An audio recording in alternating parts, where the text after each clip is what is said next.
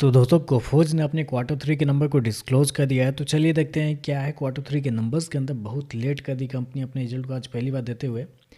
चलिए नंबर देख लेते हैं, लेकिन उससे पहले बता दूं कंपनी की ओर से 4 रुपये का डिविडेंड की अनाउंसमेंट की गई। रिकॉर्ड डेट कंपनी की ओर से 31 जनवरी का रखा गया है। तो याद रखिए 31 जनवरी रिकॉर्ड डेट है कंपनी के 4 रुपये डिविडेंड के लिए। तो देखिए पिछले क्वार्टर की बात करते हैं तो पिछले क्वार्टर में कंपनी 3,985 करोड़ का रेवेन्यू जनरेट की थी ऑपरेशन के थ्रू। पिछले साल 3,258 करोड़।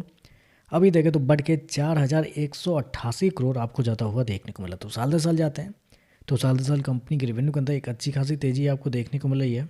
लोगों बोल सकते हैं आप 29% के आसपास का जंप है कंपनी के रेवेन्यू के अंदर साल दर साल। जबकि क्वार्टरली बेस पे जाते हैं तो क्वार्टरली बेस पे कंपनी के रेवेन्यू के अंदर एक हल्की सी तेजी आपको देखने को मिला। लगभग बोल सकते हैं 5% के आसपास का जंप आपको देखने को मिला है।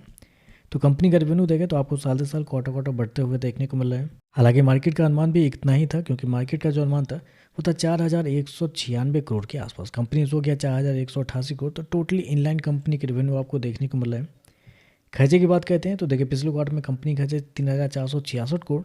पिछले साल 2,971 करोड़। जबकि अभी देखें तो बढ़ के 3,670 करोड़ आपको जाता हुआ देखने को मिला। तो खर्चे भी देखें तो खर्चे भी साल दर साल तो ठीक देखने को मिला है, लेकिन क्वार्टरली देखते हैं तो थोड़ा ज़्यादा देखने को मिल रहा है। और मार्केट का अनुमान भी था कि ऐसा ही कुछ देखने को मिल सकता है। चलिए कंपनी का प्रॉफिट क्या है वो देखते हैं। तो देखिए पिछले क्वार्टर की बात करते हैं तो पिछले क्वार्टर में कंपनी लगभग 425 करोड़ के प्रॉफिट में थी। पिछले साल 255 करोड़। अभी देखें तो कंपनी का प्रॉफिट 296 करोड़ आपको जाता हुआ देखने को मिला। तो यहाँ पे देखें तो कंपनी के प्रॉफिट के अंदर साल दर साल तो तेजी आपको देखने को मिल रही है। लगभग बोल सकते हैं आप 16% के आसपास का जंप है साल दर साल कंपनी के प्रॉफिट के अंदर। लेकिन वहीं अगर क्वार्टरली बेस पे जाते हैं तो क्वार्टरली बेस पे कंपनी के प्रॉफिट के अंदर गिरावट आपको देखने को लगभग 30% के आसपास की गिरावट आपको देखने को। तो क्वार्टरली बेस पे देखते हैं एक बड़ी गिरावट है कंपनी के प्रॉफिट के अंदर। जबकि साल दर साल जाते हैं तो तेजी आपको देखने को मिल रही है।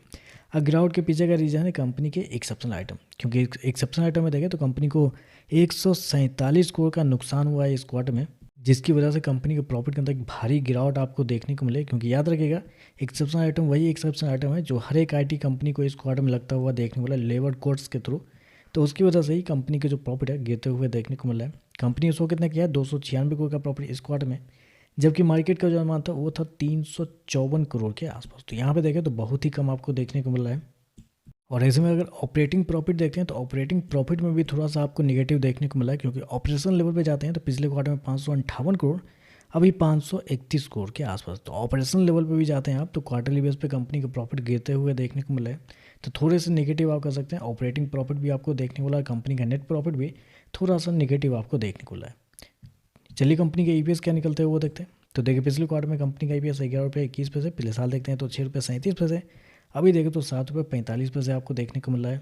तो ओवरऑल देखा जाए तो नंबर थोड़े से एवरेज नंबर या थोड़े से निगेटिव ही कहना चाहेंगे। पॉजिटिव तो नहीं कह सकते हैं क्योंकि रेवेन्यू इनलाइन आपको देखने को मिला है। ऑपरेटिंग प्रॉफिट क्वार्टरली बेस पे गिर रहा है, कंपनी के नेट प्रॉफिट तो गिर ही रहे हैं, वो छोड़ दीजिए। तो ऑपरेटिंग प्रॉफिट भी गिरना एक तरफ से निगेटिव आपको माना जाएगा। तो देखते हैं मार्केट इस पर कैसे रिएक्ट करता है। वीडियो पसंद आया तो लाइक कीजिएगा, साथ में साथ चैनल को सब्सक्राइब जरूर कीजिएगा। धन्यवाद।